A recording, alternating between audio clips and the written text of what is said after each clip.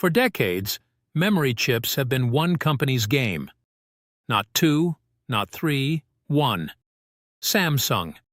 The company you'd never expect to lose ground here. Then a Chinese company almost nobody outside the industry had heard of went public and raised $8.6 billion in a single day. Not to build phones. Not to build laptops. To build the same memory chips Samsung has dominated for years. Here's what CXMT actually is, what $8.6 billion buys them, and why Samsung's own market share numbers just started moving. This isn't a rumor or an analyst's guess about the future. This already happened. The money's already raised. The factories it's funding are already being built, and there are two separate things colliding in this story at the same time that make it genuinely different from the usual China is catching up headline. Stick around, because the honest answer to whether Samsung's actually in trouble here is a lot more complicated than either the panic or the dismissal you've probably already seen online. I want one word from you at the end. Threat or overblown. You'll know exactly which one you believe. Let's get into it. Here's the headline version first. On July 27, 2026, a company called Changshin Memory Technologies, known simply as CXMT, listed its shares on Shanghai's Star Market. It priced those shares at 8.66 yuan and raised 57.92 billion yuan doing it, roughly 8.57 billion US dollars. That's not just a big number. That's the largest semiconductor listing in mainland Chinese history. By the end of that first trading day, the stock had surged 466%, and the company briefly became worth more than the Industrial and Commercial Bank of China, one of the largest banks on the planet, alongside surpassing Intel's own market value along the way. Now, $8.6 billion sounds abstract until you know exactly what it's for. This isn't money sitting in a bank account. According to the company's own filings, it's earmarked specifically to fund new DRAM production capacity, more fabs, more output, more raw manufacturing volume aimed directly at the same memory chip market Samsung has led for years. CXMT makes DRAM, dynamic random access memory, the chip that temporarily holds data while your phone, your laptop, or an AI server is actively working. It's not the flashy processor everyone talks about.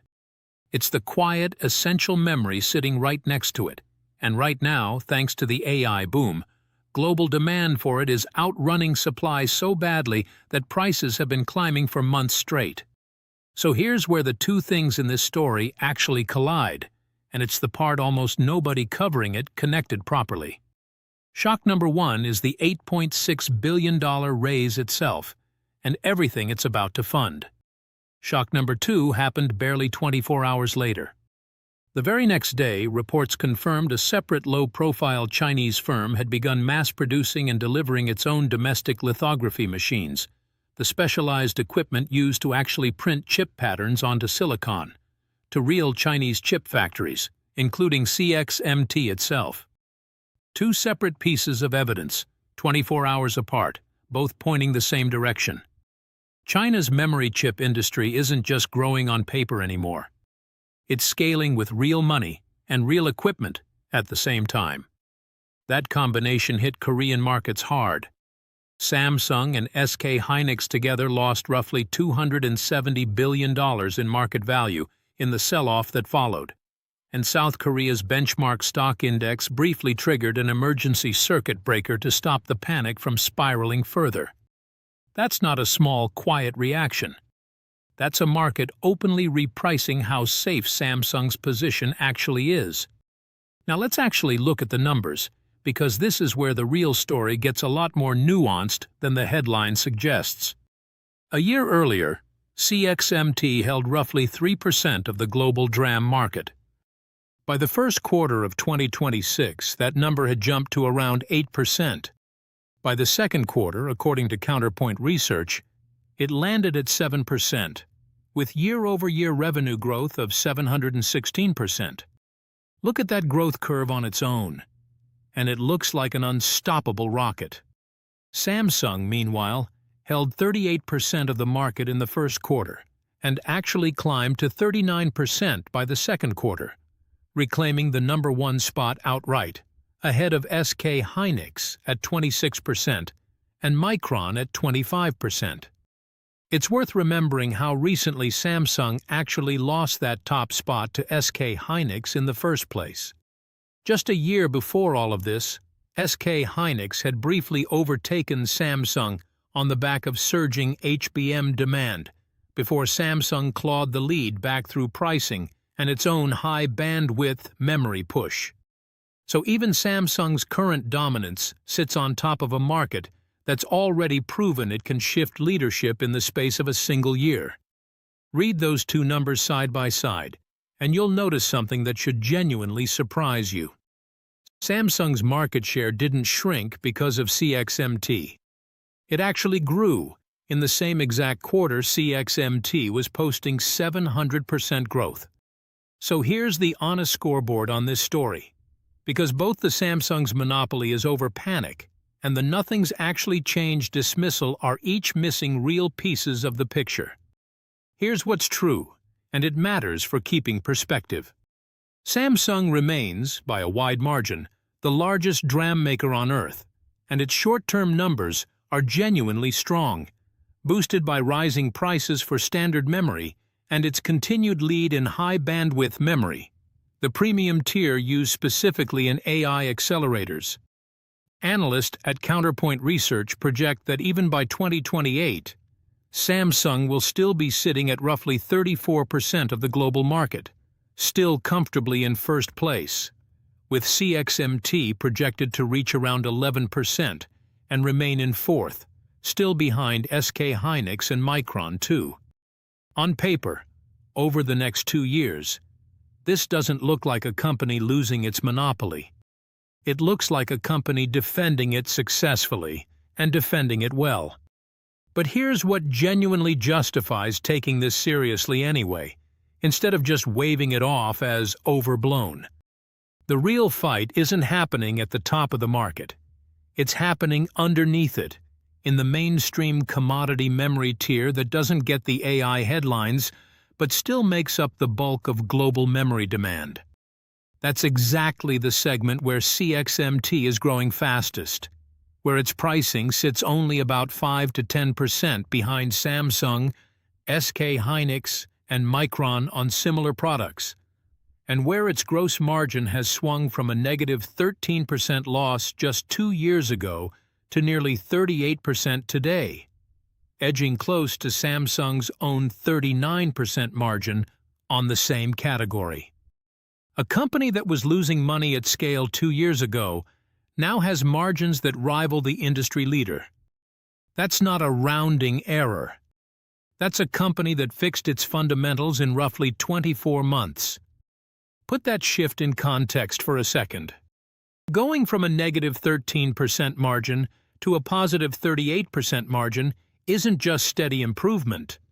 It's the kind of turnaround that usually takes a company the better part of a decade, if it manages it at all.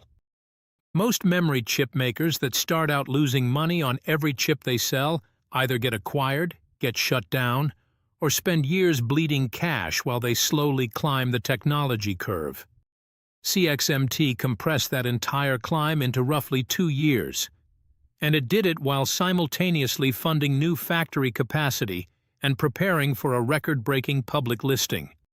Whatever you think about how it got there, the speed of that specific turnaround is genuinely unusual, even by the standards of an industry that's used to China's manufacturing sector moving fast. And CXMT isn't stopping at standard DRAM either.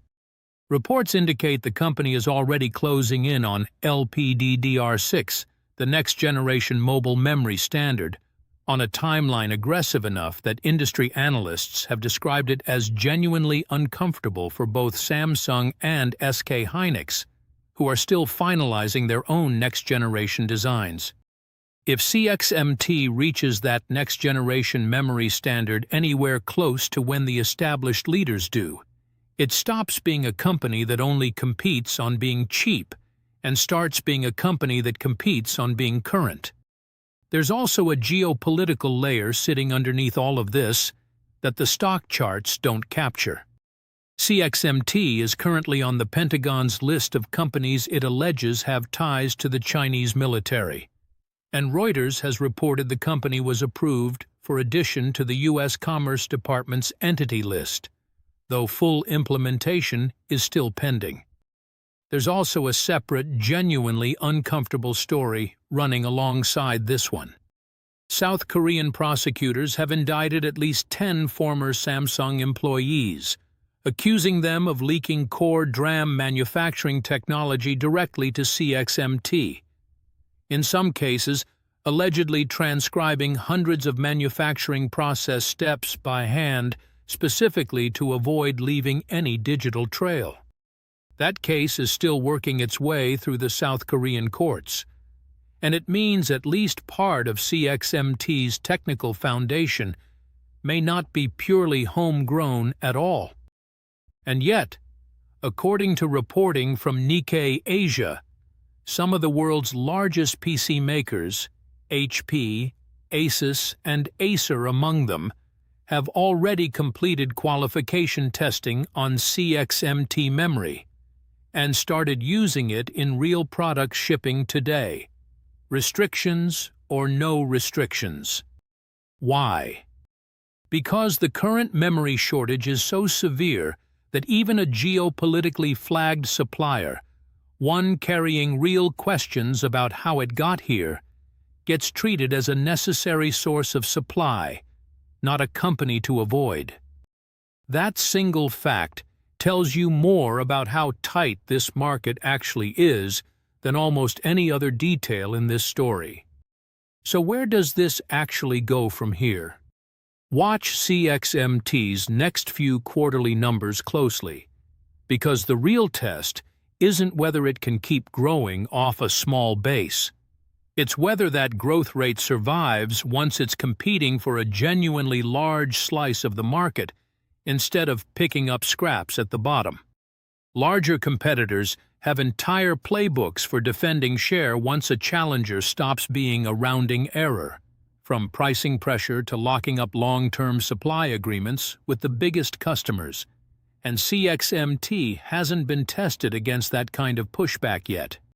Watch the U.S. Entity List decision too, because if that restriction actually gets fully enforced, it could meaningfully complicate how comfortable Western PC makers feel continuing to buy from CXMT, no matter how tight supply gets.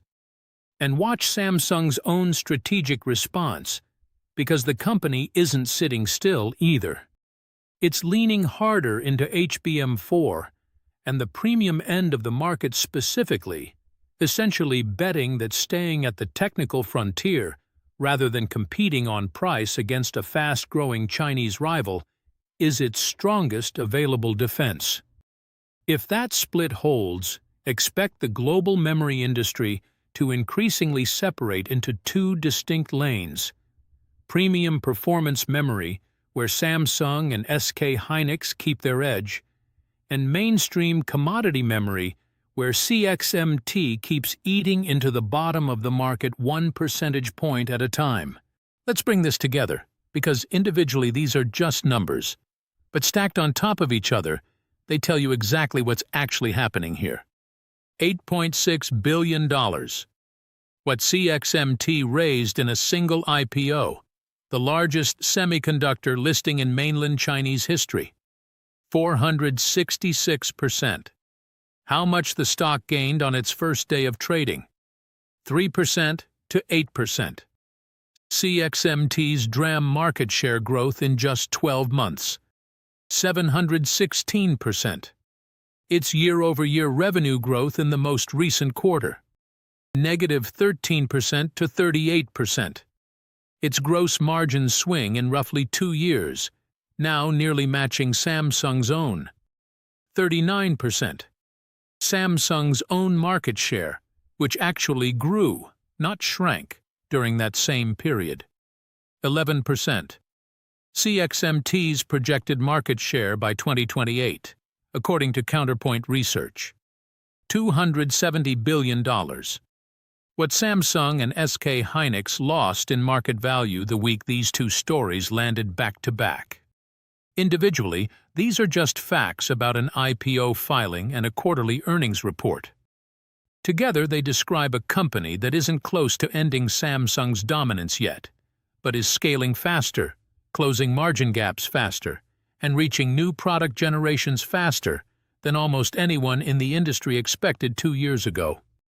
If this video actually helped you understand what's really happening underneath this headline, better than the panic or the dismissal did, hit subscribe right now, because I'm tracking exactly how CXMT's next earnings, the entity list decision, and Samsung's own response play out over the coming months, and you don't want to be the last one to find out.